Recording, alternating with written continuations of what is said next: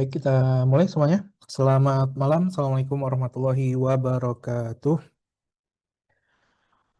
Baik, kita lanjutkan teman-teman ya. Ini pertemuan secara daftar sih ini pertemuan ke-14 ya, tapi kita masih ada 2 pertemuan yang belum terlaksana. Jadi mungkin 2 pertemuan itu akan dilaksanakan di minggu tenang sebelum ujian akhir semester.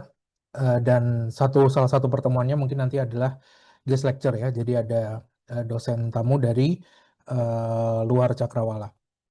Nah, hari ini kita akan coba lanjutkan materi tentang solid principle, single responsibility principle, open close principle, dan kita akan lanjutkan 3 prinsip lainnya yang ada dalam solid yang belum dibahas di pertemuan minggu lalu.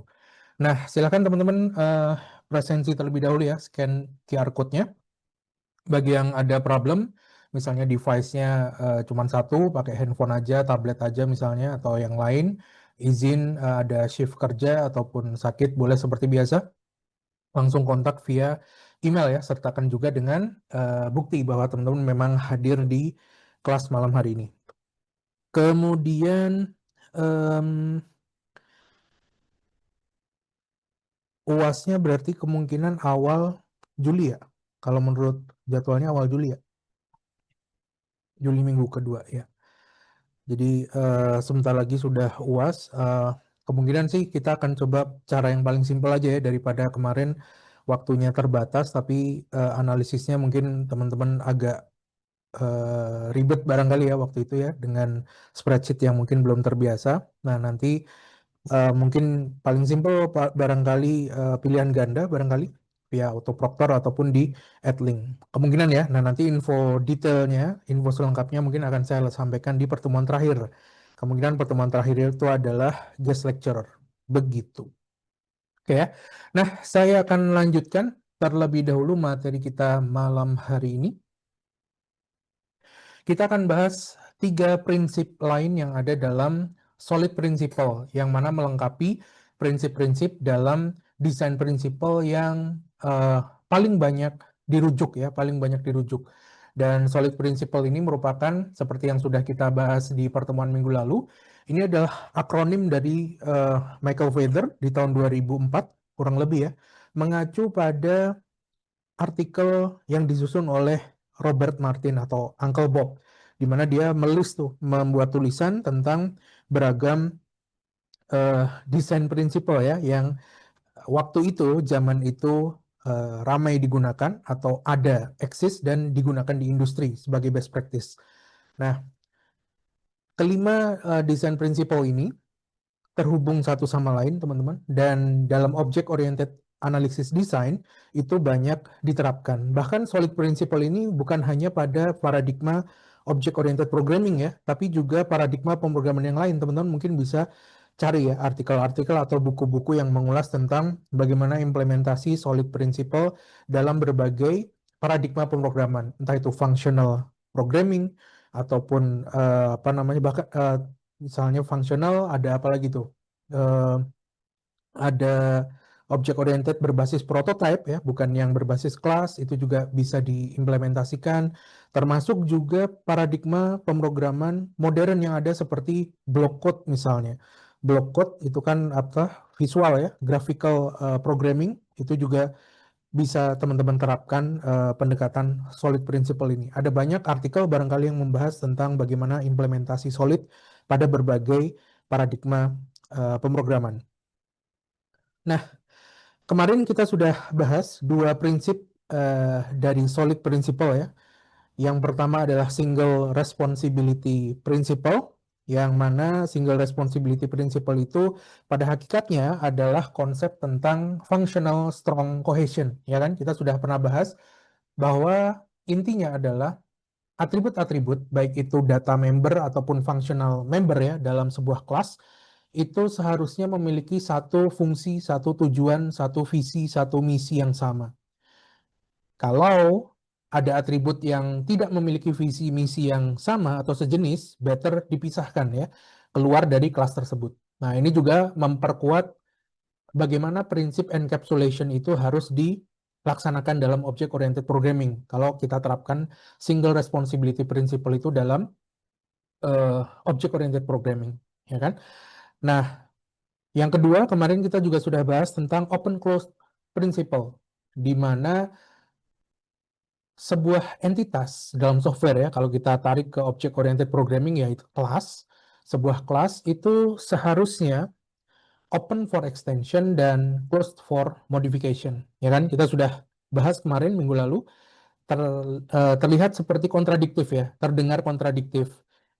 Open for extension tapi close for modification. Gimana kita bisa extend kalau nggak boleh modif, ya kan? Kalau kita extend otomatis kita modif. Nah, tapi ternyata setelah kita bahas minggu lalu, ternyata yang dimaksud adalah bagaimana pemaksimalan penggunaan pilar object oriented programming lainnya selain inheritance yang dibahas di single responsibility principle, yaitu penerapan abstraction, kemudian polymorphism dan inheritance.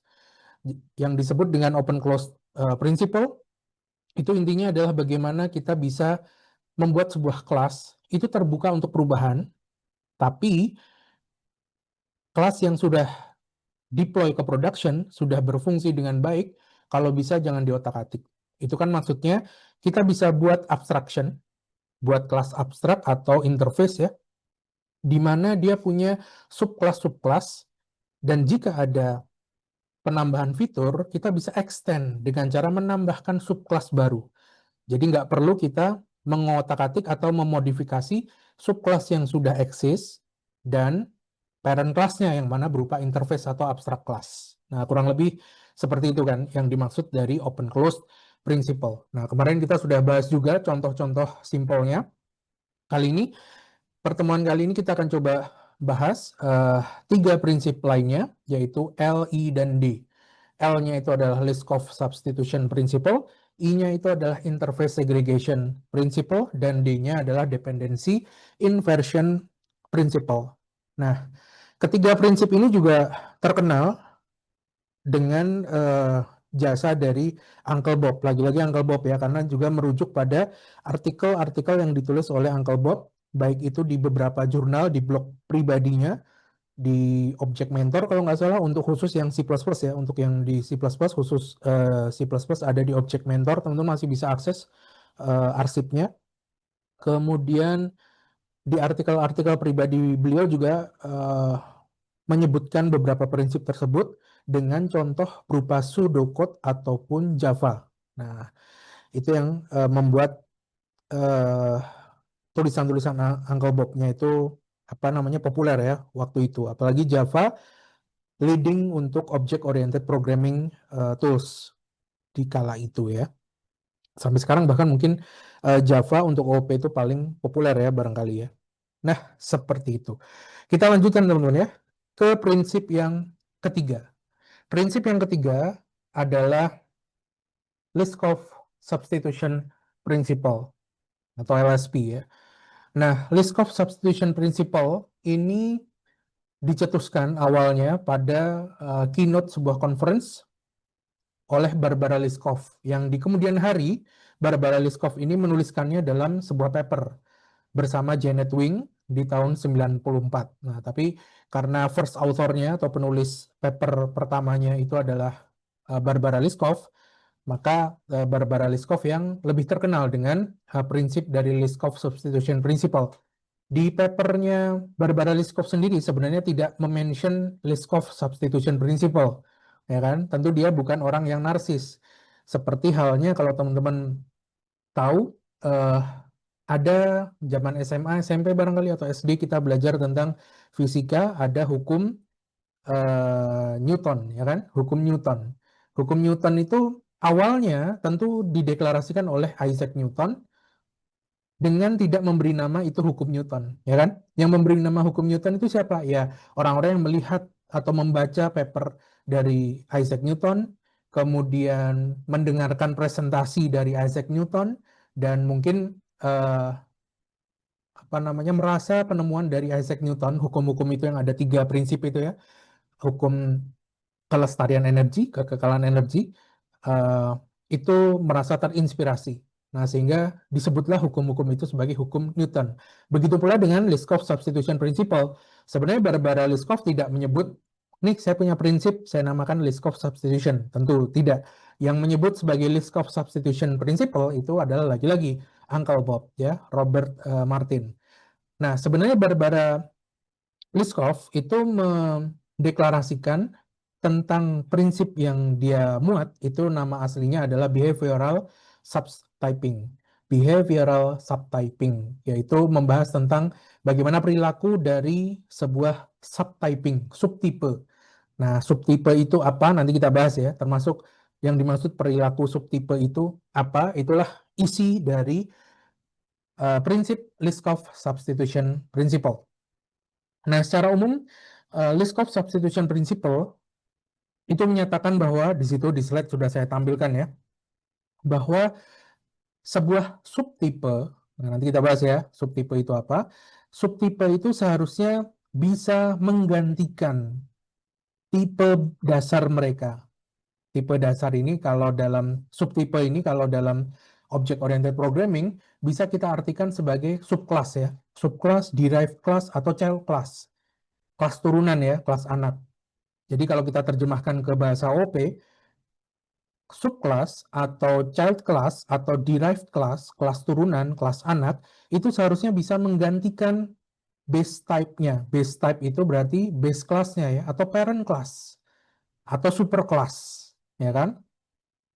Jadi sebuah subclass itu seharusnya bisa menggantikan ya, bisa saling menggantikan dengan parent class-nya, dengan super class-nya,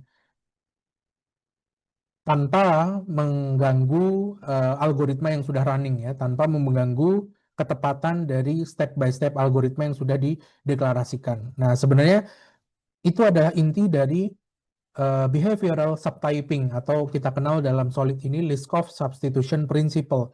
Di mana kalau kita bisa simbolkan dalam Hoare logic simbolnya adalah seperti yang ada di slide itu. Nah, itu bisa dibaca teman-teman ya, bukan asal tempel gitu aja ya. Itu ada di Wikipedia, teman-teman bisa baca itu, termasuk di papernya Barbara Liskov dan Janet Wing tahun 94. Nah, ini Hoare logic ini artinya apa? Artinya, nih, kalau saya bisa terjemahkan, kalau saya boleh terjemahkan adalah S kurang dari sama dengan T, itu artinya ketika S, bayangkan ya ada S itu adalah representasi dari suatu subclass, child class ya. Jadi jika S itu adalah subclass dari T, nah kurang dari sama dengan, jika S itu subclass dari kelas T, jadi S itu child class-nya, T-nya itu adalah parent class. Maka apa yang terjadi? Maka seharusnya terbalik itu artinya eh, apa namanya, quantifier for all ya, quantifier for all atau universal quantifier. Artinya semua x titik 2t, siap, silakan. Quantifier universal x titik 2t itu artinya x ini adalah contoh instance dari kelas T. Nah, jadi untuk semua instance dari kelas T, objek dari kelas T, simpelnya begitu, dot P dalam kurung X itu artinya adalah semua atribut yang dimiliki oleh X. Semua atribut yang dimiliki oleh objek dari kelas T. Nah, kurang lebih begitu ya. Jadi eh, bacanya adalah untuk semua X, yaitu objek dari T, atribut-atributnya itu bisa menggantikan lanjutannya universal quantifier for all y.2s, artinya objek y dari kelas S dot p kurung buka kurung tutup y, artinya atribut-atribut dari y. Nah, artinya adalah kalau kita bisa baca yang ruas kiri, S kurang dari sama dengan T, itu artinya jika S itu adalah subclass, derived class, atau child class dari T. Nah, teman-teman bisa bayangkan ya, dengan UML dibayangkan, ada S, subclass dari T, maka semua atribut yang dimiliki oleh objek X, di mana objek X itu adalah instantiate atau objek dari kelas T itu seharusnya bisa menggantikan semua atribut-atribut yang dimiliki oleh objek Y, di mana objek Y itu adalah instantiate atau objek dari kelas S. Nah, jadi intinya ketika saya punya kelas S, turunan dari kelas T, maka semua atribut yang dimiliki oleh objek dari kelas S dan semua atribut yang dimiliki oleh Y, objek dari kelas T, itu bisa saling menggantikan satu sama lain. Bisa saling bertukar peran ya, bisa saling menggantikan dan digunakan oleh suatu algoritma, entah itu function, entah itu algoritma simple gitu ya, tanpa mengubah ketepatan hasil dari algoritma tersebut. Nah, kurang lebih begitu. Nah, prinsip ini ditulis dalam papernya Barbara Liskov itu sebagai behavioral subtypes, perilaku dari subtipe. Perilaku dari subtipe itu tadi kalau kita tarik ke object oriented programming itu adalah subclass, child class atau derived class. Nah, apa saja perilakunya? Ya ini yang dibahas. Perilaku dari subclass itu adalah ketika dari subclass itu kita buat objek, objeknya punya atribut-atribut, maka objek dan atribut-atribut dari subclass itu bisa menggantikan objek beserta atribut-atribut dari superclassnya. Nah, kurang lebih begitu. Nah, kita langsung ke contohnya barangkali ya. Kalau teman-teman pusing. Sebenarnya ini simple ya, sederhana. Tapi karena mungkin dibawakan dengan cara akademis ya di paper, mungkin jadi agak sedikit berat dan menarik sebenarnya kalau teman-teman bahas ya. Nah, behavioral subtyping ini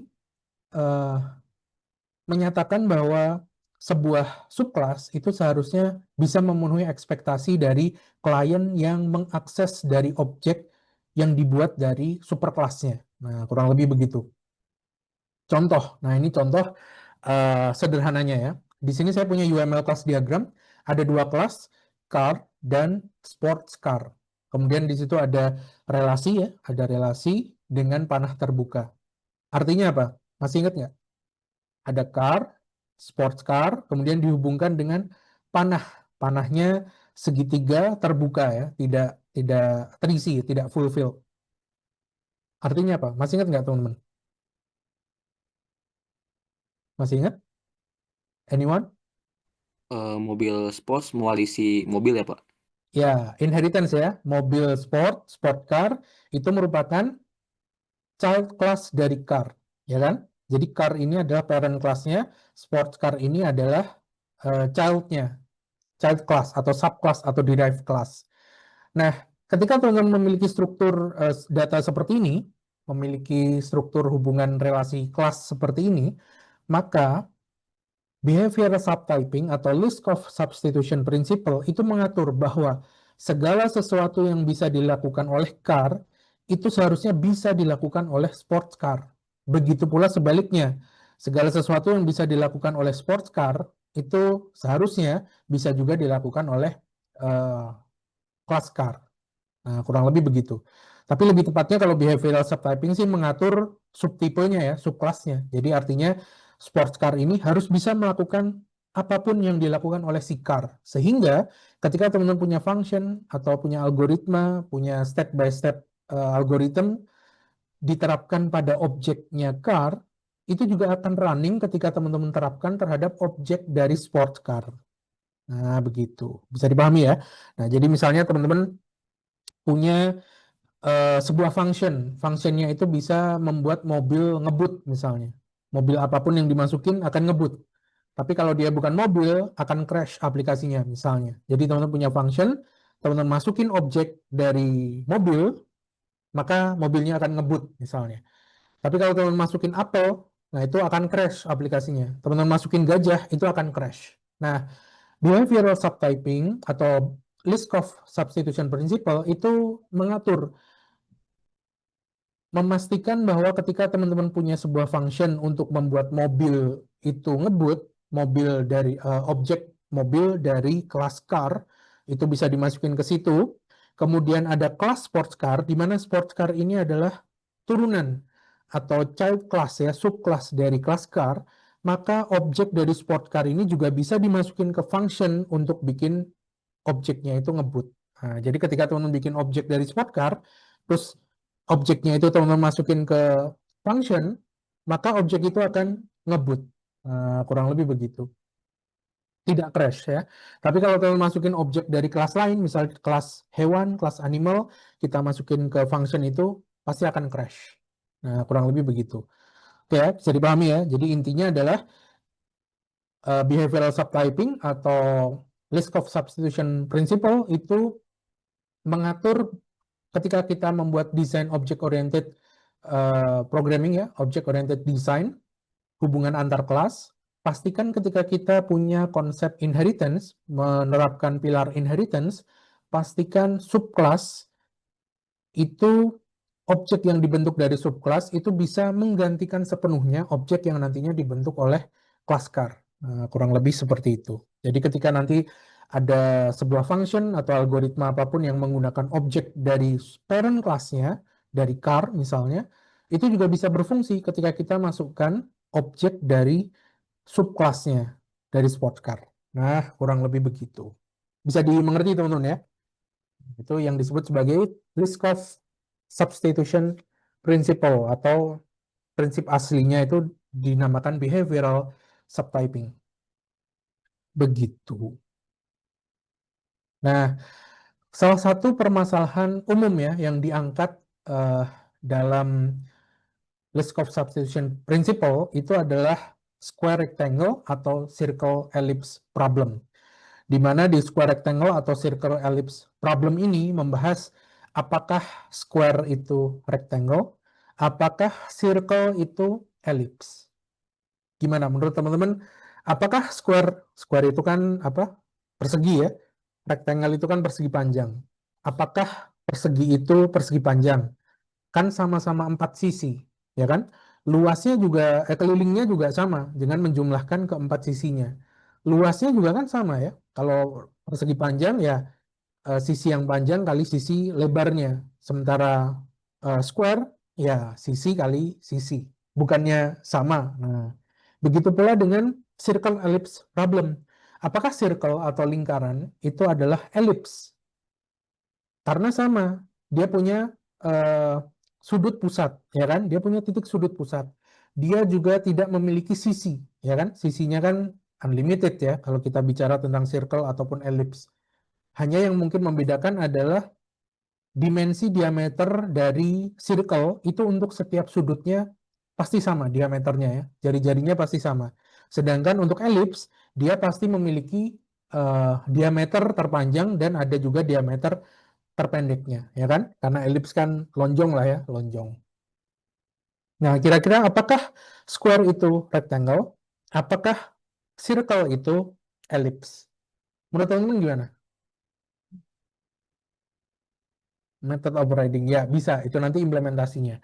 Nah, tapi menurut teman-teman nih, apakah square itu rectangle?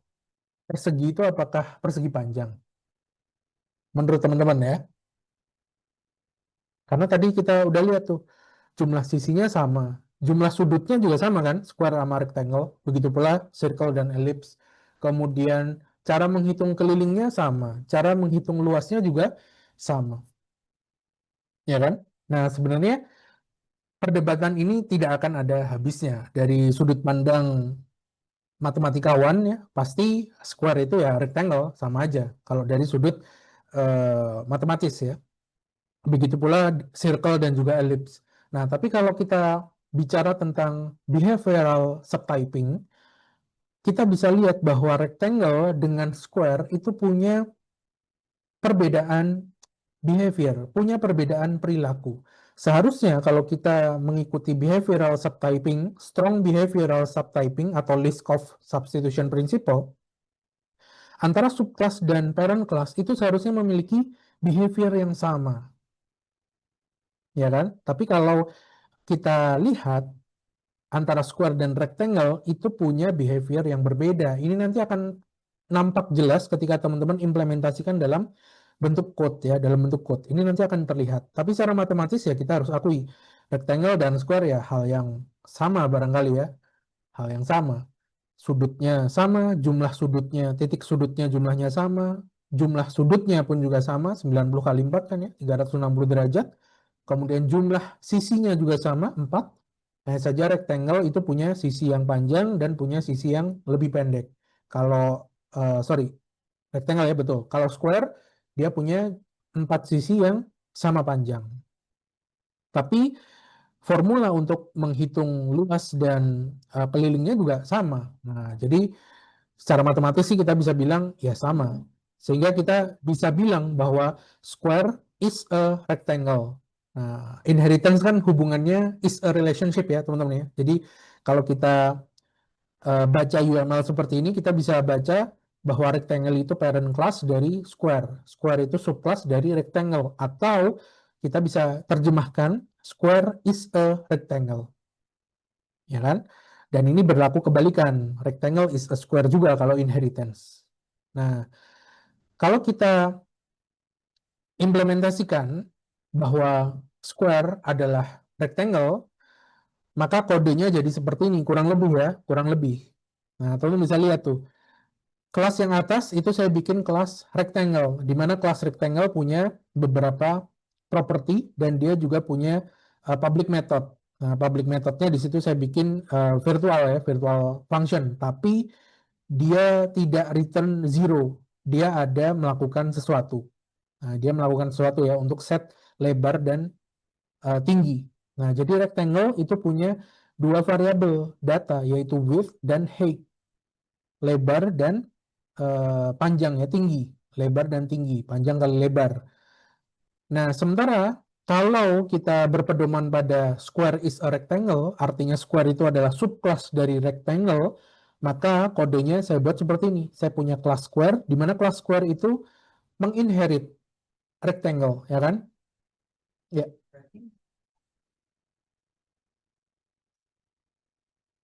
Enggak, enggak.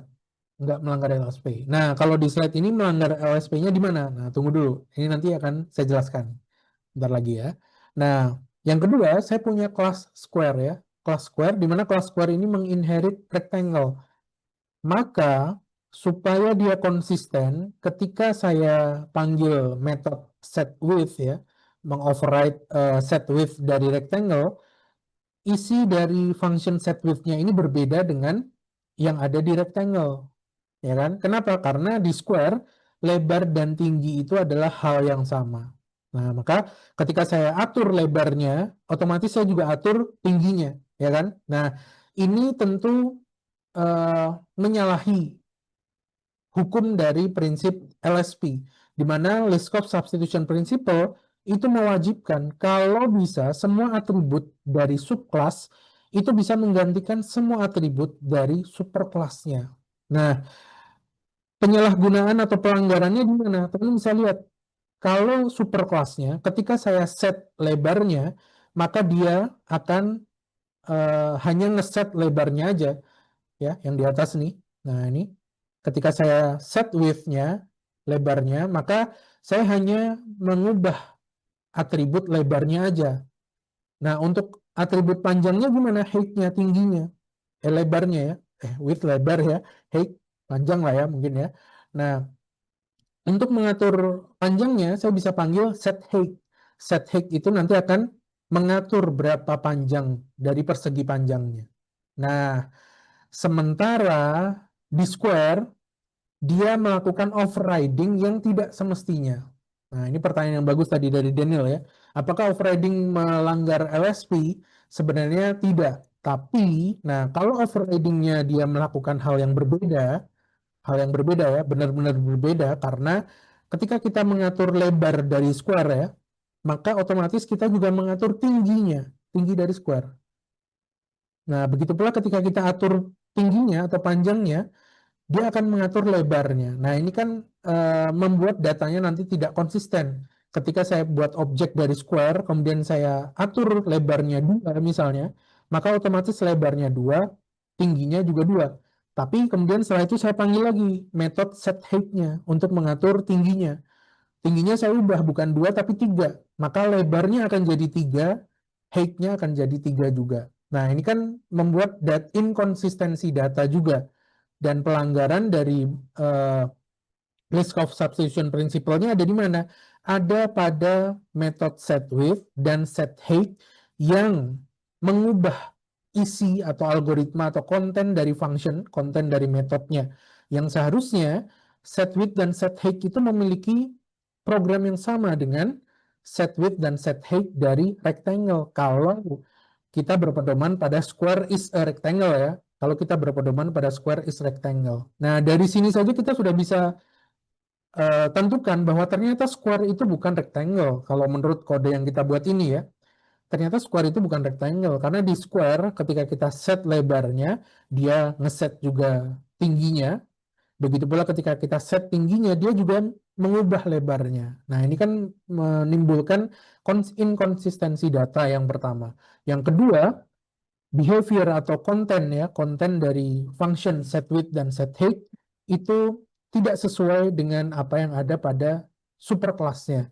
Superclass-nya ketika setWidth ya dia ngatur lebarnya aja, ketika setHeight ya dia ngatur panjangnya aja. Nah, kurang lebih begitu ya kenapa kita bisa bilang bahwa square is not a rectangle dalam list of substitution principle. Tapi secara matematis atau di luar sana ya, teman-teman bisa perdebatkan. Nah, desain yang bagus gimana? Yang tidak melanggar list of substitution principle. Nah, disajikan pada slide berikutnya. Nah, ini dia. Alih-alih teman-teman membuat relasi ya, relasi antara square dan rectangle itu adalah is a relationship. Square adalah inherit atau subclass atau child class ya dari apa namanya rectangle. Teman-teman seharusnya membuat seperti ini bahwa square itu bukan rectangle, maka tapi rectangle dan square itu adalah sama-sama bangun dimensi 2, ya kan? Bangun apa namanya? Bangun datar ya kalau di matematika kita, bangun datar. Nah, maka karena sama-sama bangun datar, ada baiknya kita buat satu superclass lagi, di mana satu superclass ini memiliki dua subclass, yaitu rectangle dan square. Nah, sehingga hubungannya square is not a rectangle, tapi square is a shape, ya. Square itu adalah bentuk ya, bangun datar. Begitu pula rectangle, rectangle is a shape. Square and rectangle are a shape ya. Tapi square is not rectangle. Nah, kurang lebih begini. Nah, sehingga kita bisa atur nih, kita bisa atur baik rectangle ataupun square karena dia bukan tidak memiliki hubungan inheritance, maka mereka bebas menentukan atribut mereka sendiri. Nah, tapi rectangle bisa menggantikan shape, begitu pula square bisa menggantikan shape. Caranya gimana? Dengan method overriding lagi-lagi. Jadi kalau yang sebelumnya method overriding ini bisa dibilang melanggar LSP karena konten dari metodenya berbeda, sedangkan di desain yang kedua overriding tidak ada masalah dengan list of substitution principle, sehingga kita tidak bisa menyalahkan method overriding melanggar LSP. Nah, itu bukan pernyataan yang tepat ya. Nah, dengan desain seperti ini maka rectangle bisa menggantikan shape, begitu pula square bisa menggantikan shape. Nah, menggantikan di sini artinya kalau shape itu punya di sini ada contoh kodenya ya. Dia punya metode get area, maka rectangle dan square juga punya get area walaupun berbeda bagaimana cara menghitungnya karena rectangle dan square punya perhitungannya masing-masing. Nah, dari sini nanti juga teman-teman bisa nambahkan tuh open for extension kan, nambahin shape yang lain, begitu pula close for modification, tidak perlu ketika nambahin shape lainnya, teman-teman ubah kelas-kelas yang sudah eksis sebelumnya. Nah, kurang lebih seperti itu. Ini adalah list of substitution principle. Nah, bisa dipahami teman-teman ya. Nah, jadi intinya adalah ketika teman-teman bikin subclass, pastikan subclassnya itu bisa menggantikan superclass. Ketika teman-teman punya subclass, pastikan objek yang nanti dibuat oleh subclass itu bisa menggantikan objek yang dibentuk oleh superclass. Nah, simpelnya sih seperti itu. Implementasinya lagi-lagi seperti minggu lalu saya katakan, implementasinya tentu beragam, tergantung bagaimana interpretasi developer terhadap permasalahan ini. Nah, salah satu common problemnya adalah seperti ini. Apakah square itu rectangle? Apakah square subclass dari rectangle? Nah, ini bisa kita selesaikan dengan berpedoman pada list of substitution principle. Nah, alih-alih kita membuat kelas square itu menginherit rectangle, kita bisa buat yang lebih rapi dengan memanfaatkan inheritance. Square dan rectangle itu bukanlah kelas yang serupa ya. Square is not a rectangle, tapi square dan rectangle is a shape. Nah, is a atau hubungan inheritance. Nah, kurang lebih begitu. Ya,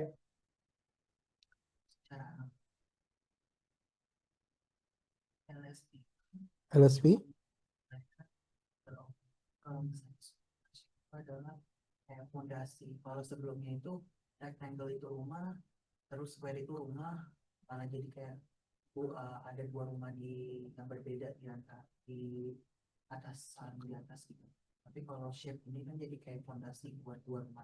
Ya, ada base type-nya. Nah, itu fondasi atau kalau di behavioral subtyping disebut sebagai base type-nya. Ya, betul, base type. Ya, kurang lebih begitu. Ada pertanyaan? Silahkan. Simple ya. Nah, jadi intinya teman-teman bisa bayangkan permasalahan ini, hubungan antara sports car dan car, atau apakah square adalah rectangle. Nah, kurang lebih begitu. Aman sampai sini? Aman ya, kalau ada pertanyaan boleh silahkan disampaikan. Sebelum kita lanjut ke prinsip-prinsip yang lain.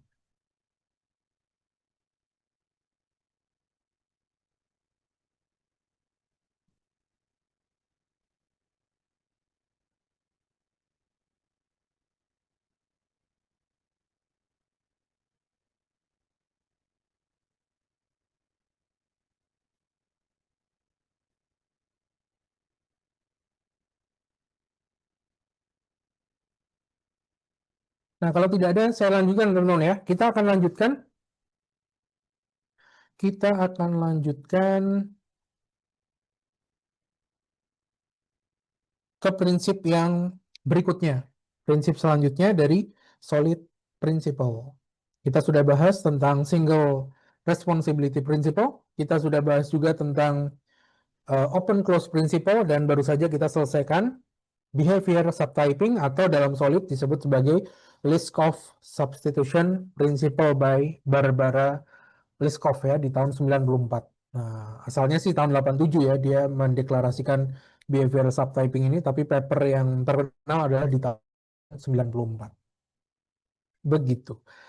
Kita lanjut. Nah, prinsip yang keempat. Prinsip yang keempat I ya, adalah interface segregation principle. Nah, ini adalah salah satu prinsip yang diutarakan oleh Uncle Bob ya, Robert Martin, dalam papernya, lagi-lagi dalam papernya ya. Dan interface segregation principle ini kalau saya baca-baca di blog atau di paper atau di jurnal-jurnal lainnya, itu ditemukan oleh Uncle Bob ketika dia menjadi konsultan dalam sistem printernya Xerox.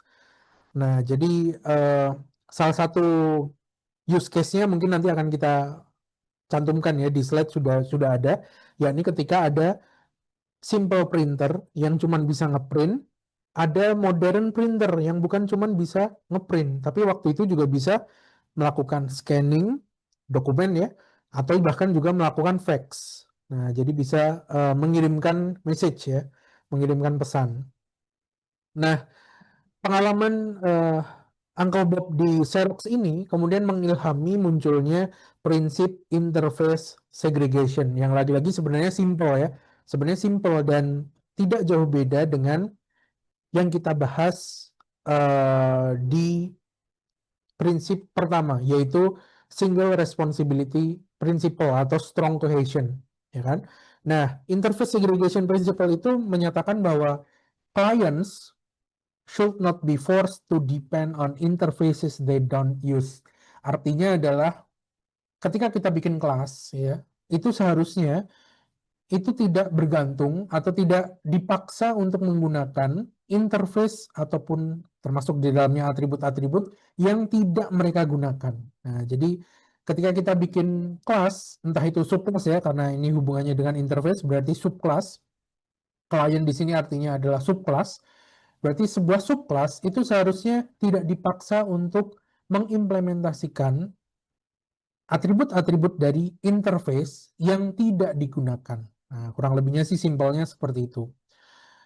Basic ide dari interface segregation principle itu adalah menghindari adanya interface yang besar ya, interface yang punya banyak atribut-atribut yang mungkin ada beberapa atribut yang tidak pernah dipakai. Nah, jadi alih-alih kita bikin satu kelas yang besar, interface segregation ini memberikan ide daripada bikin kelas yang besar, lebih baik kita bikin kelas yang kecil-kecil aja, tapi banyak nggak masalah. Cuman, semua atribut yang ada dalam kelas-kelas kecil ini tadi, itu semuanya berfungsi dan digunakan dengan efektif. Kurang lebihnya seperti itu. Nah, interface segregation principle ini juga mengedepankan tentang solusi penggunaan inheritance, terutama ya, inheritance, terutama multiple inheritance, dan juga pengenalan konsep delegation. Nah, konsep delegation ini di object oriented programming sebenarnya ada dan pernah kita bahas tuh waktu open close kalau nggak salah, open close principle pernah kita bahas tentang delegation, di mana sebuah kelas itu mengandung kelas lainnya atau mengandung objek dari kelas lainnya. Nah, itu konsep basic dari delegation. Nah, nanti kita lihat ya, interface segregation ini contohnya seperti apa sih dan bagaimana teknis implementasi yang menerapkan interface segregation principle atau pemisahan interface ya. Nah, kita lihat dulu contohnya. Nah, ini adalah contoh sederhana kasus yang dialami oleh Uncle Bob ketika menjadi konsultan di Xerox ya. Ketika mereka punya desain printer yang simple printer, itu dia cuma punya kemampuan untuk ngeprint aja, entah itu hitam putih atau berwarna ya. Yang penting dia bisa ngeprint. Sementara waktu itu juga berkembang, ada printer yang modern.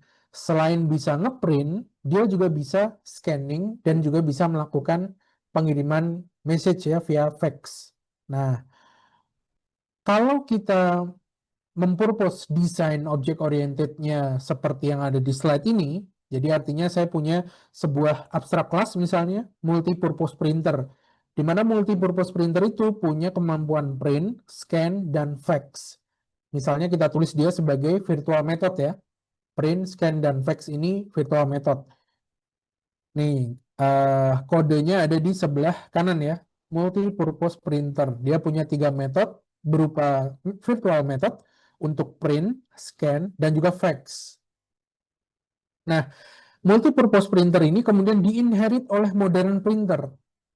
Nah, maka modern printer is a multi-purpose printer hubungannya. Benar ya? Benar karena modern printer itu bisa melakukan print, scan, dan fax. Ini nggak ada masalah. Jadi si modern printer itu bisa mengoverride semua metode yang ada di multi-purpose printer. Oke ya? Jadi multi-purpose printer itu mewariskan atribut-atributnya kepada modern printer. Nah, modern printer kebetulan juga bisa melakukan print, scan, dan fax. Maka hubungan antara multipurpose printer dan modern printer ini sudah benar yaitu inheritance, ya kan? Multipurpose printer mewariskan semua atributnya kepada modern printer melakukan method overriding untuk menjelaskan nih print itu ngapain, scan itu ngapain, fax itu ngapain. Karena print, scan, dan fax di multipurpose ini berupa virtual method, ya kan? Belum jelas, masih abstrak karena multipurpose ini adalah abstrak class, ya kan? Nah, yang jadi masalah adalah ketika kita membahas simple printer, di mana simple printer itu ya dia cuma bisa ngeprint aja. Akan jadi masalah ketika simple printer ini menginherit multipurpose printer. Masalahnya di mana? Masalahnya adalah simple printer mau tidak mau harus mengoverride print, scan, dan fax. Padahal simple printer itu tidak punya kemampuan untuk melakukan scan dan fax. Ya kan? Make sense ya? Nah, inilah yang disebut sebagai interface segregation principle. Desain ini menyalahi interface segregation principle. Di mana salahnya? Salahnya adalah simple printer diwajibkan mengoverride metode scan dan fax dari multipurpose printer. Padahal simple printer tidak bisa melakukan scan dan fax, ya kan? Simple printer itu ya printer biasa, nggak bisa scan, nggak bisa fax. Tapi kalau modern printer dia bisa scan, bisa fax. Mungkin kalau eh, printer yang lebih modern zaman sekarang mungkin bisa punya kemampuan yang lebih banyak lagi, ya kan? Tapi ini kasusnya di tahun 90 2000-an kurang lebih ya. Nah, desain ini menyalahi interface segregation principle. Nah, maka dari itu ada prinsip interface segregation untuk memisahkan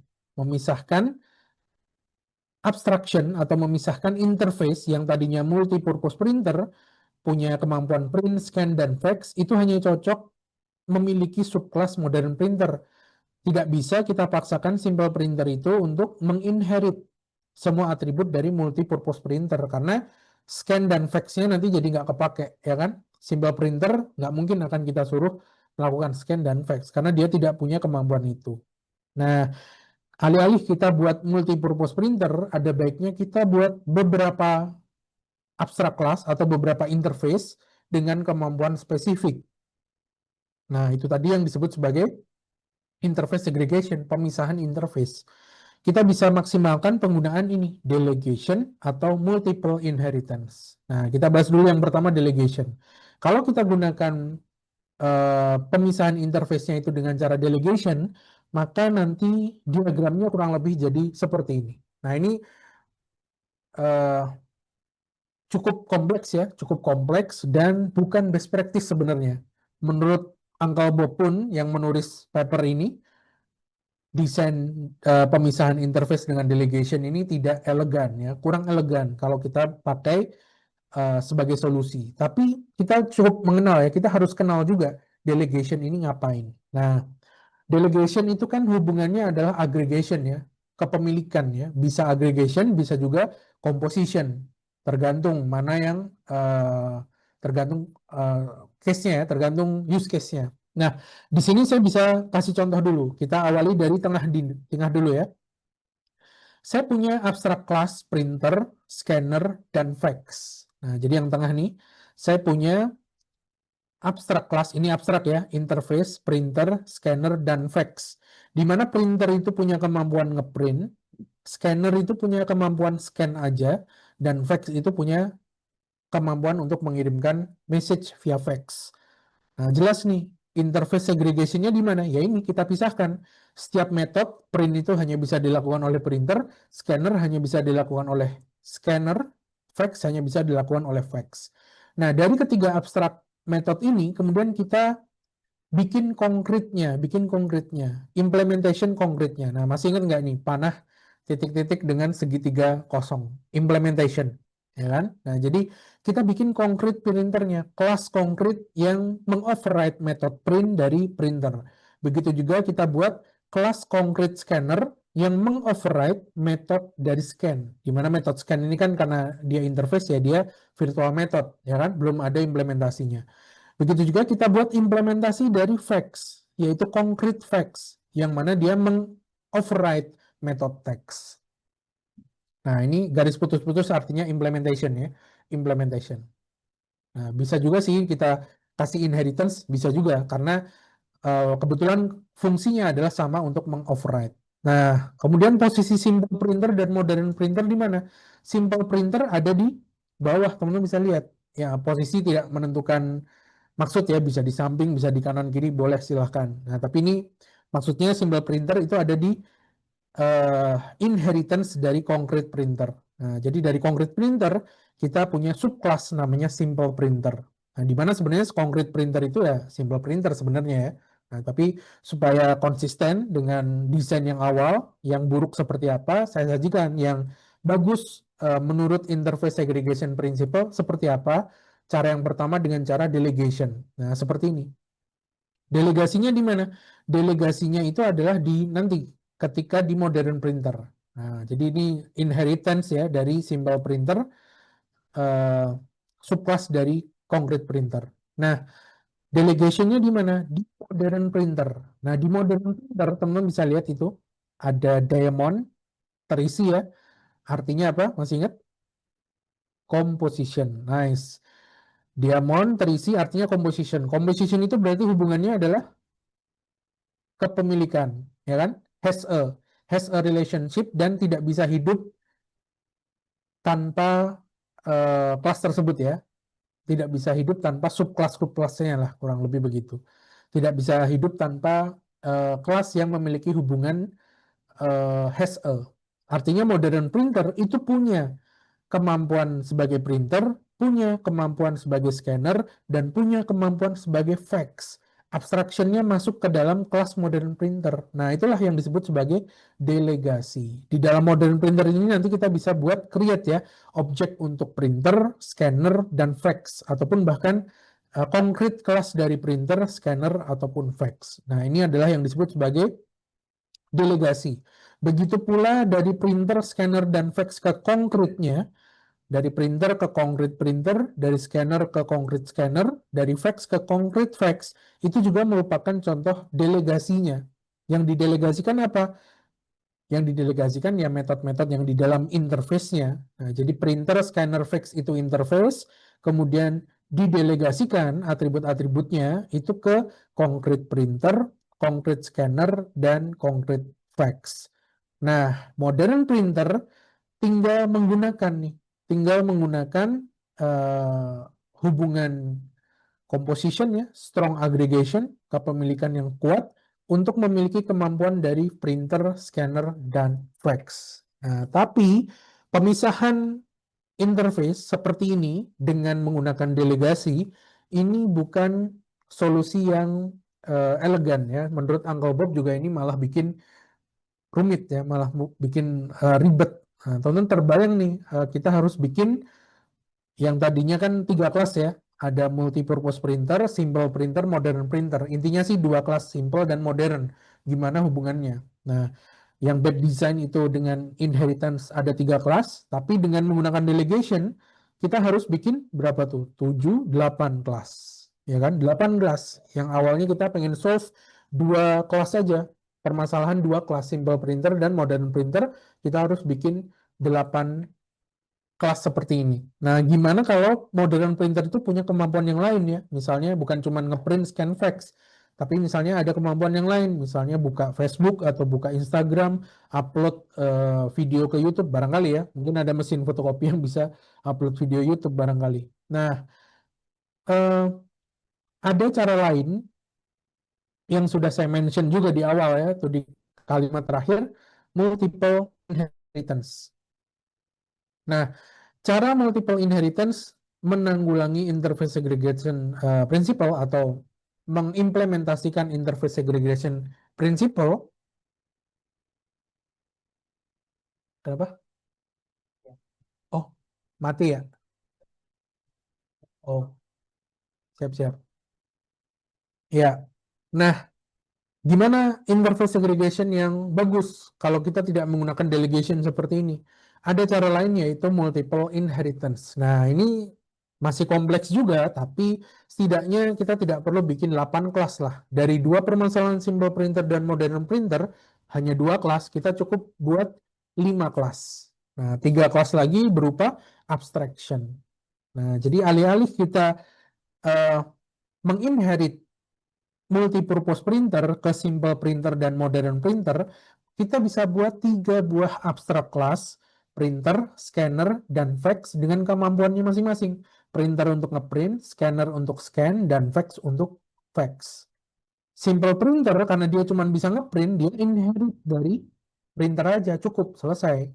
Sementara modern printer, karena dia punya kemampuan ngeprint, scan, dan fax, dia bisa melakukan multiple inheritance. Nah, ya kan? Make sense ya? Ini lebih sederhana, masuk ke otak kita. Secara desain juga lebih clean ya, lebih to the point, lebih elegan juga solusinya, dan efeknya pun bisa membuat kode kita itu lebih kokoh ya, robust, lebih fleksibel juga kalau kita mau extend fitur atau bikin printer model baru, atau bikin kapabilitas printer baru, misalnya untuk upload YouTube barangkali kalau ada, untuk apalagi untuk print berwarna misalnya, atau untuk menjilid ya, dan lain-lain, bikin buku barangkali ada mesin fotokopi seperti itu. Dan kodenya jadi lebih maintainable karena dari sini kita cukup bikin 3 interface, namanya interface ya, udah lah ya gitu aja, abstrak kelas. Kemudian kita bisa buat kelas yang nantinya bisa di-instantiate object, simple printer, modern printer, atau future printer, dan lain-lain. Nah, kurang lebih begitu. Nah, udah selesai tuh. Interface segregation principle sebenarnya cuman ini aja. Jadi gimana caranya kita menghindari membuat kelas yang banyak atributnya, yang besar ya, yang mungkin kalau eh, kelasnya besar, otomatis kalau teman-teman kembali ke beberapa pertemuan lalu kita pernah bahas clean code, di clean code dibahas bahwa selayaknya function, kelas itu seharusnya small, ya kan? Masih ingat nggak? Kelas itu seharusnya small. Small bukan hanya dalam bentuknya small, horizontalnya berapa, vertikalnya berapa, tapi juga responsibility-nya small. Nah, sebenarnya ISP ini mirip seperti single responsibility principle. Nah, cuman diterapkan pada kasus inheritance. Nah, jadi teman-teman bisa terapkan ini ya, alih-alih kita memaksa sebuah kelas untuk mengimplement metode dari superkelasnya, ya. Jadi kita memaksakan dalam kasus ini simple printer itu kita paksa untuk mengoverride scan dan fax. Padahal simple printer cuma bisa ngeprint doang, nggak bisa nyecan, nggak bisa fax, ya kan? Nah, maka cara terbaik adalah yang pertama dengan delegation seperti ini, mungkin lebih rumit ya. Kodenya seperti apa, tapi bisa sih. Kodenya seperti apa, bisa. Cuman mungkin tidak saya tampilkan ya. Intinya adalah kita punya 3 interface. Printer bisa ngeprint, scanner bisa scan, fax bisa fax. Dari printer, scanner, dan fax, kita buat implementasinya. Concrete printer, concrete scanner, dan concrete fax. Dari concrete printer, kita bikin subclass simple printer, yang nanti kita bisa bikin objek berupa simple printer, yang kemampuannya cuma ngeprint doang. Sementara kelas modern printer, dia memiliki 3 kelas abstrak tersebut dimasukkan ke dalam kelas modern printer, baik itu printer, scanner, fax. Kemudian di dalamnya nanti kita bisa banyak hal yang dilakukan ya, termasuk bikin kelas di dalam kelas atau bikin objek di dalam kelas juga bisa. Nah, kurang lebih begini. Ini adalah pemisahan interface dengan cara delegasi. Tapi cara yang direkomendasikan adalah cara kedua, yaitu separation through multiple inheritance. Nah, jadi kita balik lagi pakai pilar object-oriented programming, inheritance. Kita bisa maksimalkan. Kita bisa buat 3 buah abstract class atau interface, printer yang bisa ngeprint, scanner yang bisa scan, fax yang bisa melakukan fax. Kemudian kita buat subclass simple printer. Karena simple printer itu cuma bisa ngeprint, maka seharusnya selayaknya dia hanya menginherit kelas printer. Jadi simple printer is a printer. Simple printer adalah subclass dari printer. Nah, sementara modern printer karena dia punya kemampuan printer, scanner, dan fax, dia menginherit printer, scanner, dan fax sehingga dia bisa memiliki kemampuan untuk print, scan, dan fax. Nah, itu dia yang dimaksud dengan interface segregation principle, terutama kaitannya dalam object oriented design atau object oriented programming teknisnya ya. Kurang lebih begitu. Nah, silahkan kalau ada pertanyaan boleh disampaikan. Mudah dimengerti teman-teman ya, simpel ya. Nah, kalau ada pertanyaan boleh, silahkan.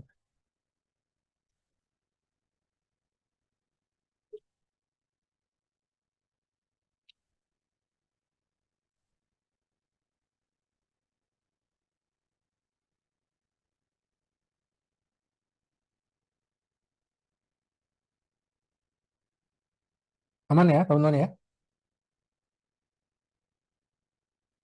Nah, begitu. Nah, kalau sudah, saya lanjut ya. Satu prinsip terakhir dari Solid. single responsibility principle, open close principle, yang tadi kita bahas Liskov substitution principle atau behavioral subtyping. Kemudian ada interface segregation principle dari Uncle Bob. Dan yang kelima, yang terakhir adalah dependency inversion principle atau DIP ya, DIP. Nah, dependency inversion principle ini lagi-lagi juga diperkenalkan oleh Uncle Bob dalam artikelnya di tahun 96 ya.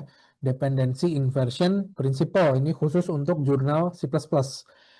Nah, sebelumnya di tahun 2000-an barangkali ya, dia juga nulis design pattern and design principle ya, design principles and design pattern kalau nggak salah kebalik judulnya. Yang juga mention dependency inversion principle itu di dalam tulisannya tersebut. Nah, apa sih yang disebut sebagai dependency inversion? Dependency inversion itu menyatakan statement utamanya adalah ada dua. Nah, ini ada dua ya, saya sudah bold di situ. Yang pertama adalah high level module. High level module itu seharusnya tidak bergantung pada low level module. Tetapi high level dan low level itu seharusnya bergantung pada abstraction. Nah, itu yang pertama. Nanti kita cek ya, clear-nya lebih jelasnya seperti apa.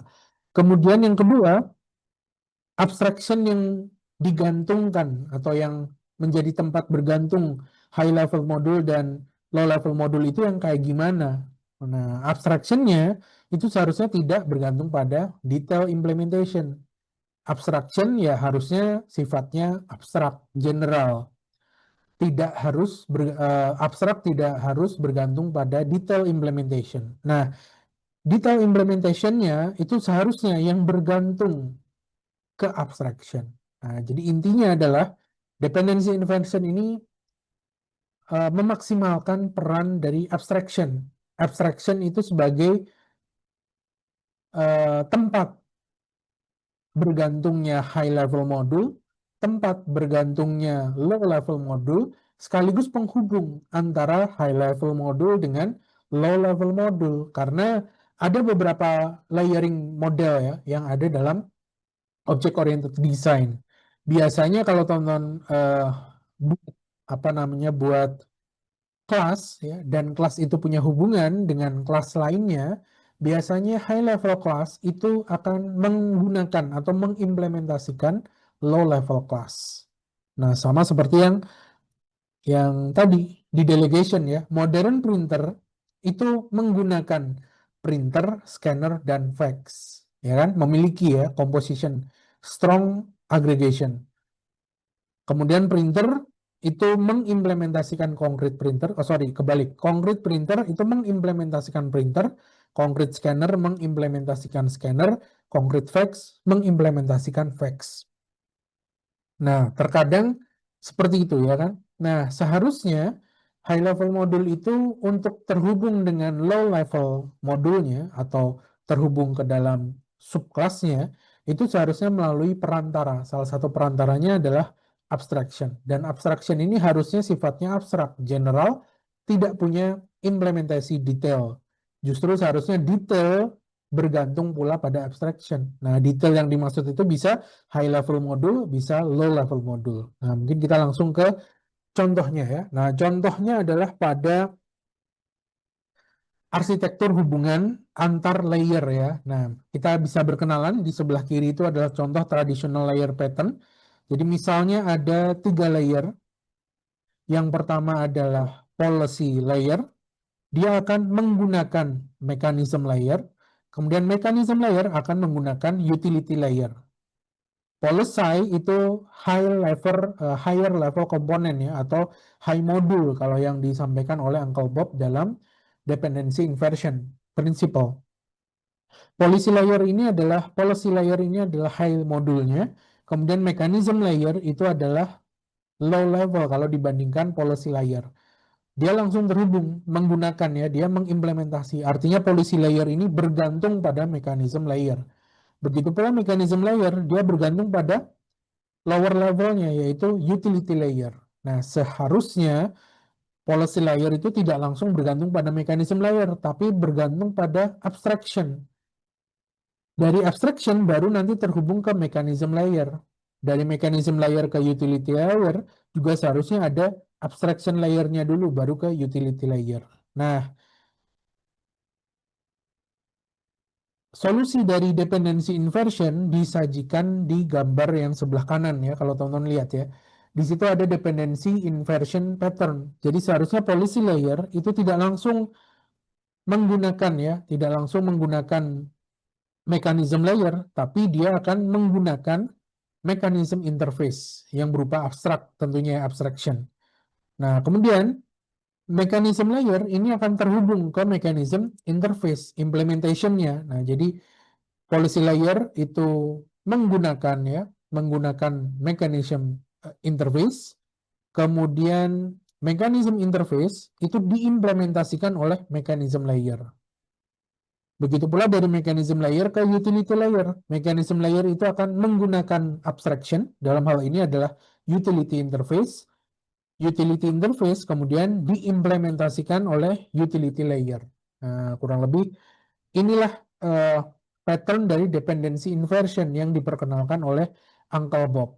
Jadi ketika teman-teman punya kelas yang terhubung, kelas yang langsung terhubung ya, atau punya relasi ya, entah relasinya itu kepemilikan, penggunaan ya, aggregation, composition, implementation, itu seharusnya teman-teman pisahkan antara high module dengan low modulnya itu dengan menggunakan abstraction.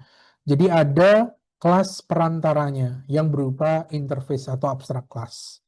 Nah, kurang lebih seperti itu. Nah, contohnya nih, kita langsung ke contohnya ya.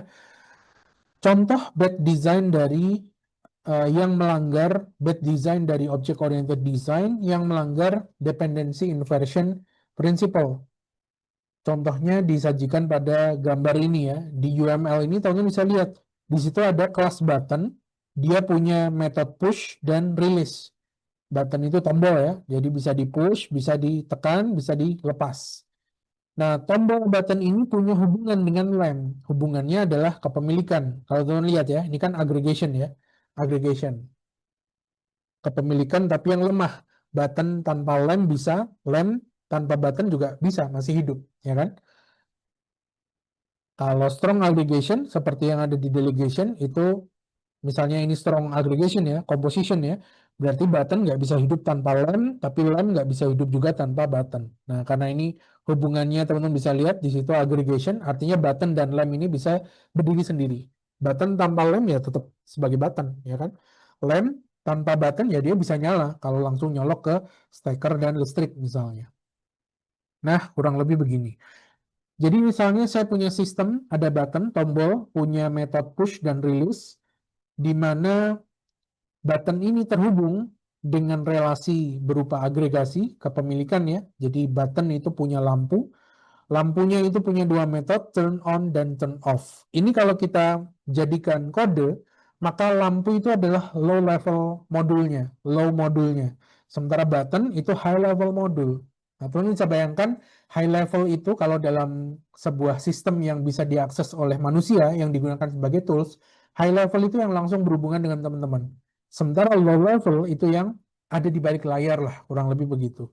Misalnya contoh, kalau teman-teman ngoding nih, nah bahasa pemrograman itu high level. Low levelnya apa? Low levelnya ya kode biner, assembly ya, kode mesin. Kemudian ketika teman-teman di mesin ATM, ketika teman-teman pencet tombol, nah interface dari ATM itu adalah high levelnya, yang langsung teman-teman akses itu high level. Sementara yang ada di belakangnya, proses yang ada di belakang, di baliknya, yang tidak teman-teman bisa lihat, itu adalah low levelnya. Nah, sama dengan ini, button itu adalah high levelnya, karena langsung diakses oleh user ya, langsung bisa diakses oleh user untuk interaksi, bisa berinteraksi, bisa dipencet, bisa dilepas ya. Sementara lampu itu adalah low levelnya. Nah, kalau UML ini kita terapkan pada kode ya, maka kodenya kurang lebih ada di samping. Jadi saya punya kelas lamp, punya dua metode, turn on dan turn off. Nah, ini fungsinya kosong ya, tidak saya isi. Nah, teman-teman bisa isi macam-macam tuh. Ketika turn on ngapain, turn off ngapain. Nah, kemudian untuk buttonnya ada kelas button, ini adalah high levelnya. Karena hubungannya adalah aggregation ya, kepemilikan bukan composition, Kalau composition pun sama ya, tapi kalau composition bisa kita, kalau aggregation sebenarnya bisa kita pakai pointer sebenarnya di sini ya. Kalau kita kodenya seperti ini, jadi kelas button, kemudian di dalam kelas button itu dia punya eh, data lamp, di mana lamp itu berupa kelas ya, berupa kelas lamp. Jadi kita buat objek di dalamnya, di dalam kelas ya, objek di dalam kelas. Nah, kalau kita melakukan aggregation, seharusnya ini lamp-nya ini berupa pointer ya, tapi apa namanya, untuk simpelnya ini saya langsung aja masukin seperti itu. Berarti kodenya ini seharusnya composition ya, kalau kita ubah ke UML harusnya ini composition. Tapi no problem ya, yang penting intinya adalah button itu punya lamp. Nah, di dalam kelas button itu saya deklarasikan objek lamp, kemudian metode dari button, push dan release itu akan mengambil atau memanggil metode dari objek lamp. Nah, sehingga ketika kita panggil metode push dari button, dia akan memanggil metode turn on dari lamp. Begitu pula ketika kita release. Ketika buttonnya dirilis, lampunya mati. Dia akan manggil metode turn off dari lamp. Nah, jadi simpelnya nanti ketika teman-teman push, turn on lampnya. Ketika release, turn off lampnya. Nah, kalau seperti ini artinya button dan lamp ini adalah satu kesatuan sistem, tidak bisa terpisah. Seharusnya button bisa terpisah sendiri, lamp juga bisa terpisah sendiri, ya kan? Button dan lampu, saklar dan lampu itu kan harusnya bisa terpisah. Kalau seperti ini, maka saklar kita akan terhubung dengan lamp secara permanen, akan terhubung dengan lampu secara permanen. Lampunya nggak bisa kita ubah. Kalau saya mau pasang lampu LED gimana? Bisa nggak? Kalau dari hubungan ini nggak bisa. Kalau kita mau punya lampu LED, artinya kita juga harus beli button yang khusus untuk lampu LED. Ya kan? Make sense ya? Kalau desainnya seperti ini. Karena button dan lampunya yang ada di desain ini itu jadi satu. Kepemilikan. Nah, best practice-nya gimana? Kita bisa terapkan dependency inversion pattern ya, dengan layering penghubung antara high level dan low level itu berupa abstract. Nah, berupa abstraction. Nah, jadi alih-alih button ini langsung terhubung dengan lamp, saya bisa buat perantara ya, perantara antara button dengan lamp. Sebut saja misalnya switchable device. Di sini button itu adalah high level modulnya, sementara lamp itu adalah low level modulnya. Button punya metode push dan release, lamp punya metode turn on dan turn off sama. Hanya saja button tidak langsung terhubung ke lamp, tapi button mengimplementasikan switchable device, kemudian dari switchable device, button menggunakan switchable device, kemudian switchable device diimplementasikan oleh lamp. Nah, sehingga button ini nggak peduli, yang dia kontrol itu nanti apakah lampu, apakah blender, atau kipas angin, atau yang lain, dia nggak peduli. Yang penting ketika button ditekan, dia akan menyalakan switchable device. Ketika buttonnya dirilis, dia juga akan mematikan switchable device. Nah, tinggal switchable device ini apa atau siapa, kita bisa tuliskan implementasinya. Kalau lampu ya tinggal tulis saja lampu bisa turn on, turn off. Kalau ada kipas angin ya kita tinggal buat kelas baru, kipas angin turn on, turn off. Nah, sehingga desainnya itu menjadi apa namanya, tidak menyalahi dependency inversion principle.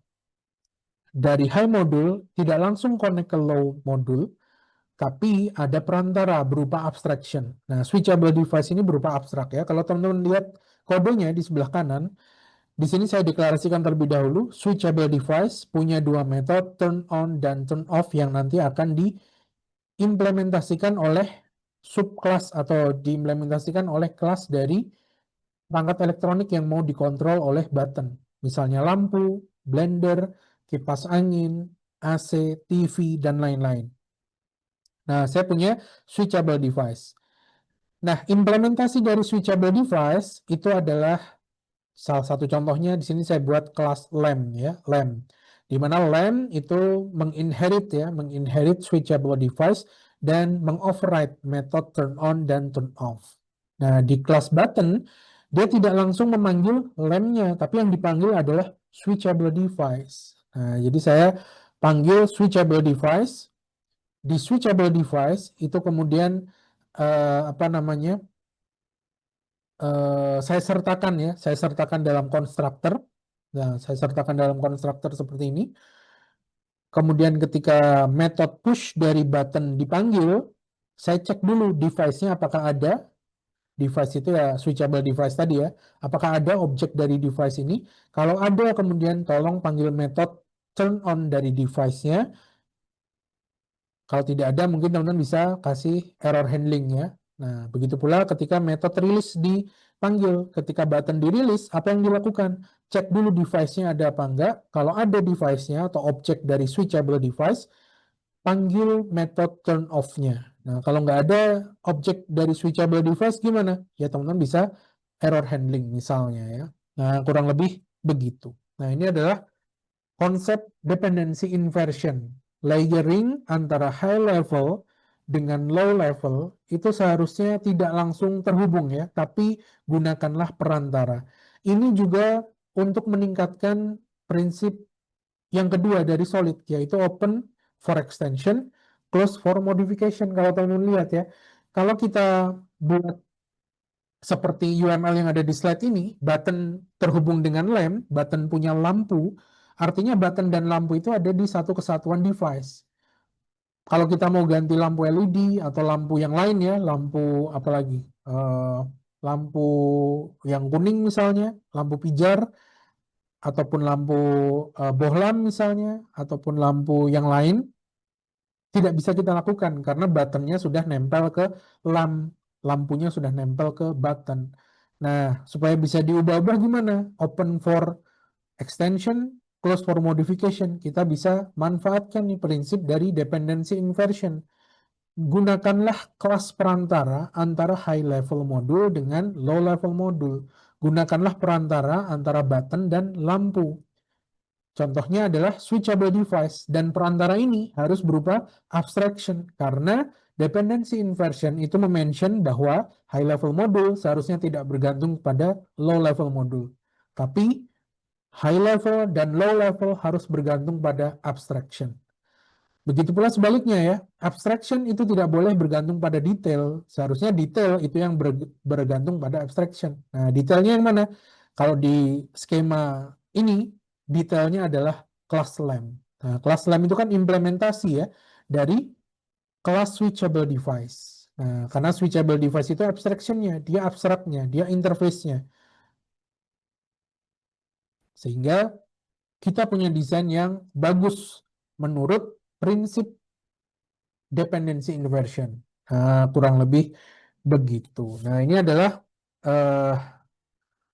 prinsip terakhir ya dari solid principle, yaitu dependency inversion principle. Nah, semoga dengan teman-teman sudah menguasai tentang solid principle in general ya, teman-teman bisa manfaatkan juga ini ketika mendesain object oriented design atau object oriented analysis and design yang kemudian diterapkan, implementasikan pada object oriented programming. Nah, kurang lebih begitu.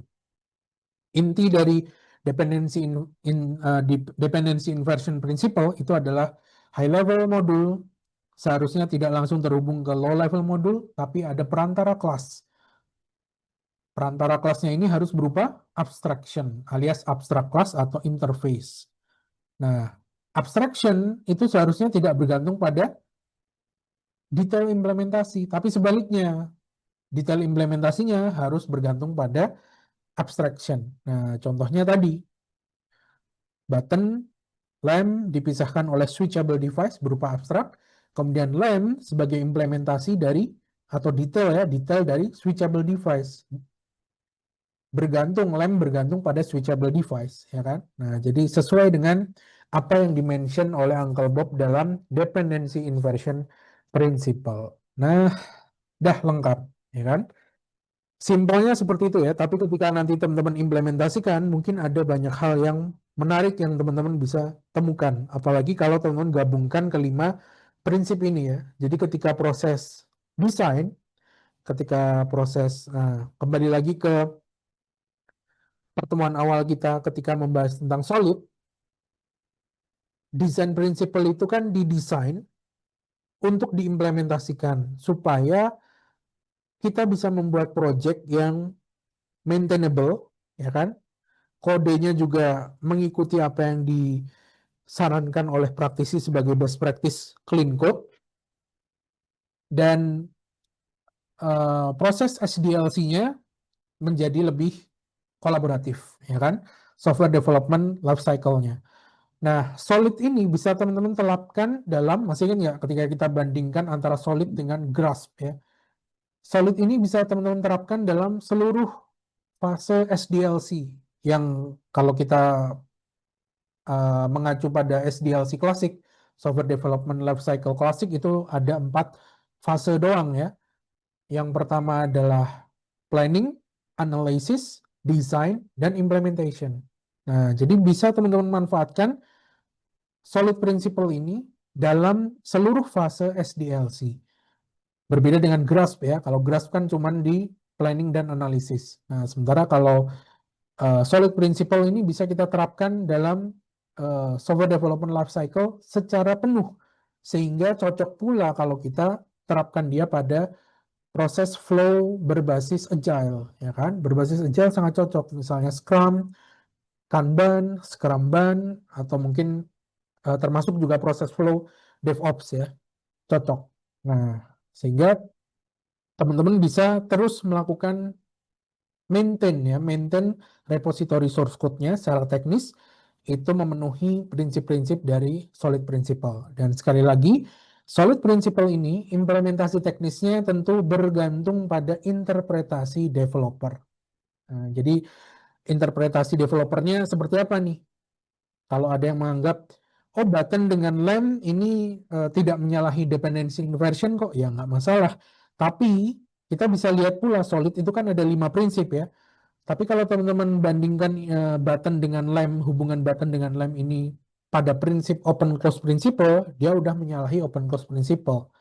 Nah, sehingga untuk memenuhi open close principle plus dependency inversion, kita bisa manfaatkan desain seperti ini dan seterusnya. Nah, jadi ketika teman-teman mendesain object oriented hubungan antar kelas, itu bisa menggunakan solid sebagai panduan desainnya, prinsip-prinsip desain yang harus teman-teman ikuti. Nah, kurang lebih begitu. Sampai sini ada pertanyaan?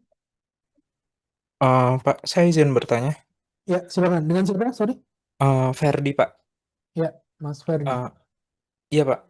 Tadi kan saya dengar dari Bapak kalau prinsip solid ini itu juga bergantung sama interpretasi developernya sendiri gitu ya.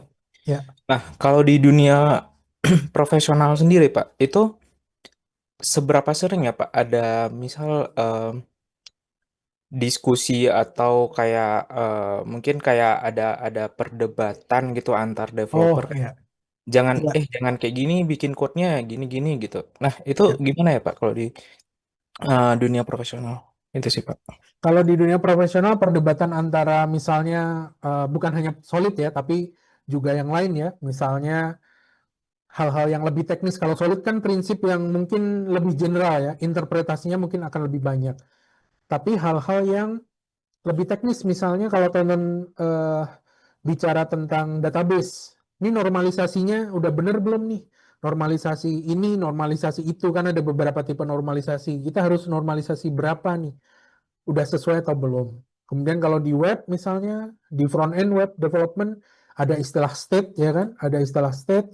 State ini harusnya kita biarkan aja dalam satu komponen, atau kita jadikan global bisa diakses seluruh komponen, atau kita perlu libatkan database untuk simpen, misalnya entah itu di local storage, session storage, atau yang lain ya, atau bahkan mungkin butuh memory cache dengan tools-tools tertentu seperti Redis atau yang lain ya. Nah, perdebatan itu tentu ada ya, tentu ada, dan setiap developer itu punya preferensi masing-masing, punya landasan kenapa dia melakukan hal itu.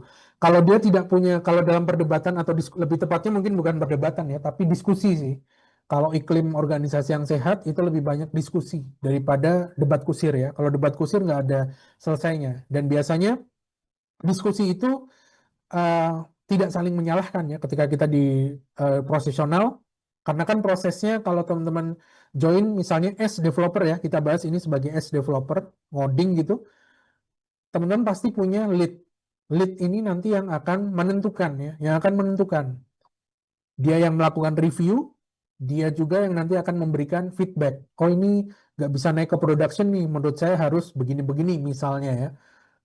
Kemudian nanti ada diskusi tuh antara junior dengan leadnya, antara developer dengan leadnya. Tapi kalau begini nanti bisa begitu misalnya. Nah diskusi itu wajar-wajar aja sih dan tidak no hard feelings ya, bukan untuk menjatuhkan seseorang juga karena tujuannya sama untuk meningkatkan performa dari aplikasi yang dibuat. Jadi kalau menurut saya sih sepanjang pengalaman saya juga lebih banyak sih diskusi ya, bukan perdebatan. Tapi mungkin ada juga ya, ada juga namanya kita kerja karyawan ya, ada juga mungkin yang kompetitif ya, orangnya mungkin kompetitif, challenging gitu, atau bahkan yang buruk adalah cari muka barangkali ya, cari muka.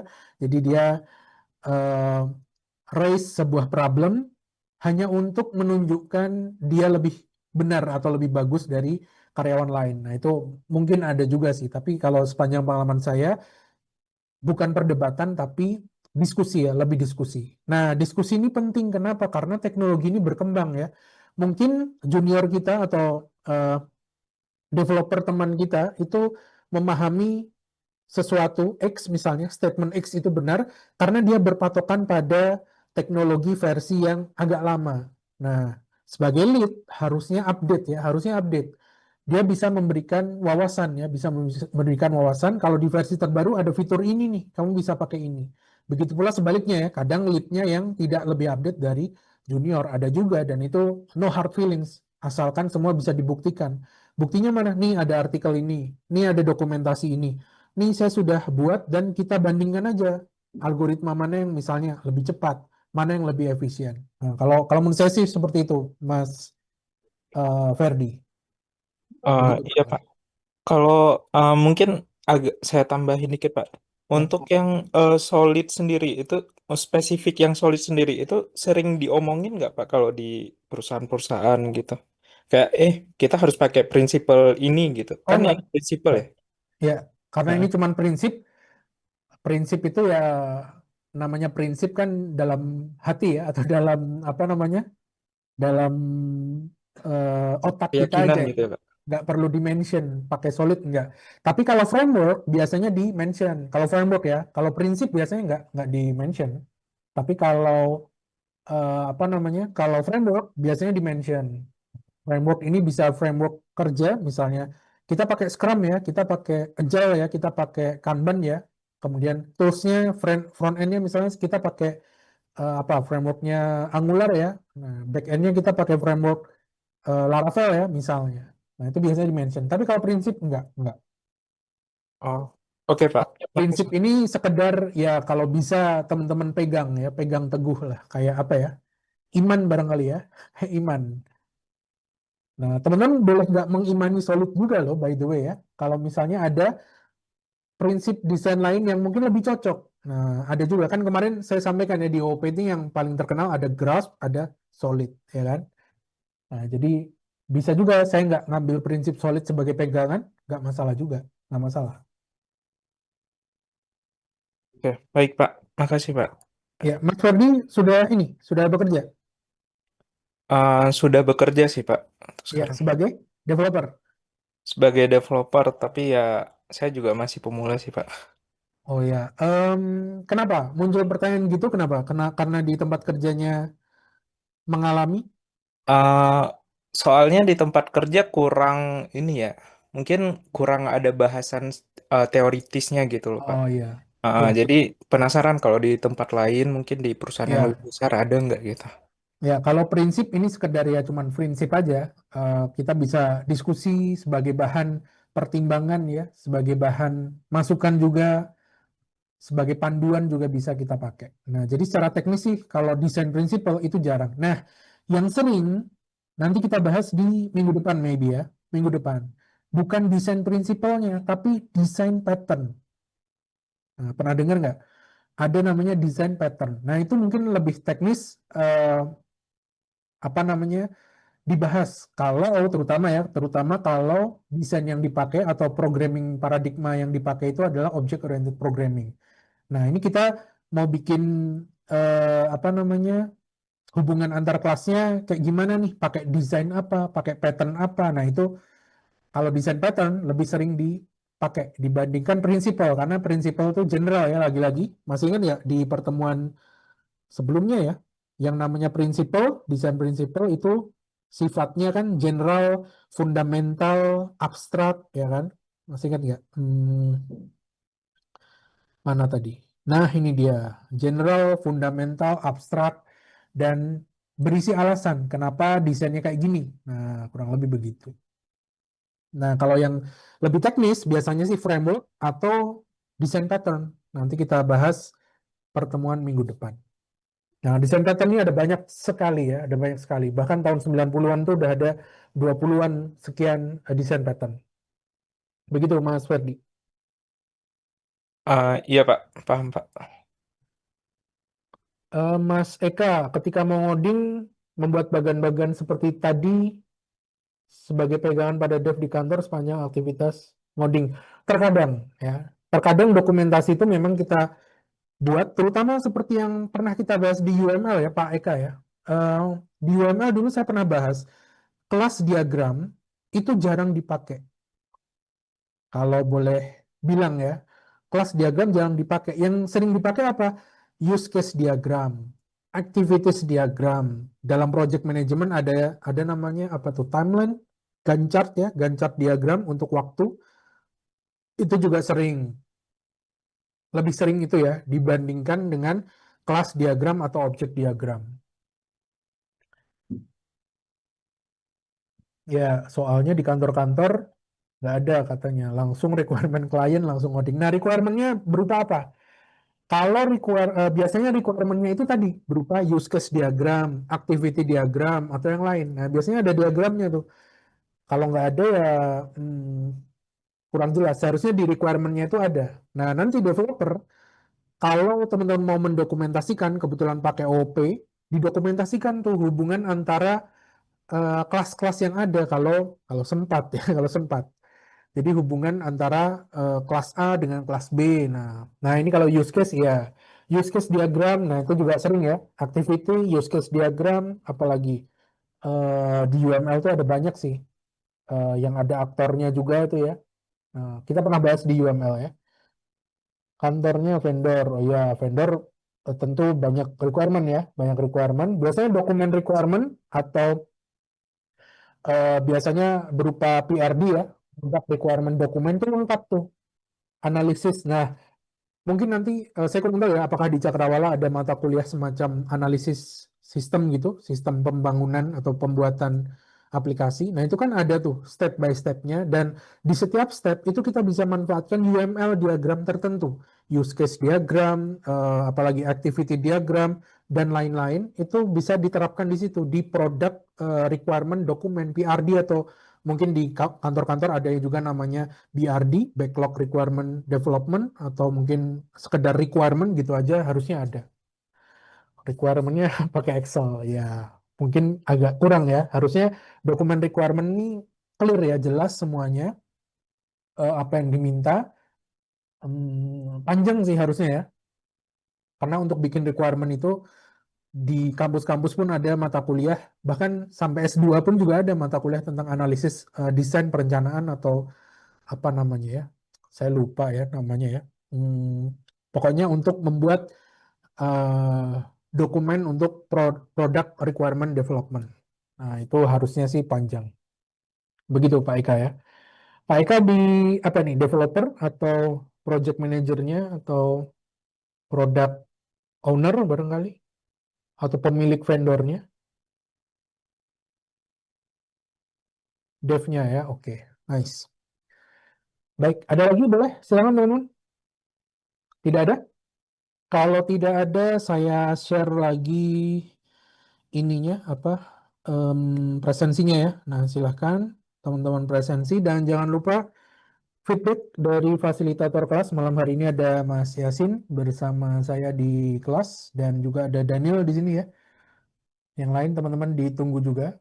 Nah, kita masih ada beberapa pertemuan sebenarnya ya. Jadi setelah pertemuan 15 itu kita masih ada 2 pertemuan lagi. Jadi mungkin 2 pertemuan lagi itu akan disampaikan ketika ketika minggu tenang ya sebelum ujian. Dan salah satu pertemuan kita akan hadirkan dosen tamu nanti ya. Nah, nanti tunggu aja pengumumannya.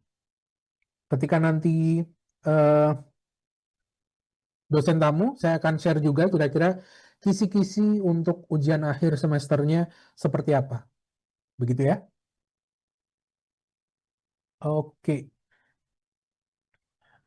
Kultur kantor, nggak mau ribut, iya. Ya, memang seperti itu ya. Terkadang memang apa yang ada di lapangan, Mas Eka, itu tidak seideal yang kita bahas di kampus sih. Sebenarnya ya. Nah, sebenarnya. Makanya saya bilang kelas diagram dan objek diagram itu di object oriented programming secara teknis jarang yang bikin ya, jarang. Begitu. Padahal UML ini secara akademis membuat kita lebih terstruktur, lebih rapi, dokumentasinya juga lebih clear ya, lebih jelas, standar internasional. Jadi kalau dokumen requirement-nya itu ada UML-nya, terus kita kirim misalnya ke vendor yang ada di Argentina atau vendor yang ada di Amerika, mereka paham UML karena UML standar internasional ya. Nah, kecuali UML-nya pakai style, ada stylenya, ada warnanya, ada bentuk-bentuknya, nah itu mungkin udah beda case lagi ya. Begitu. Baik, terima kasih teman-teman ya. Setelah ini saya masih ada kelas lainnya. Saya tutup. Sampai jumpa minggu depan. Terima kasih sudah hadir dan selamat malam. Assalamualaikum warahmatullahi wabarakatuh.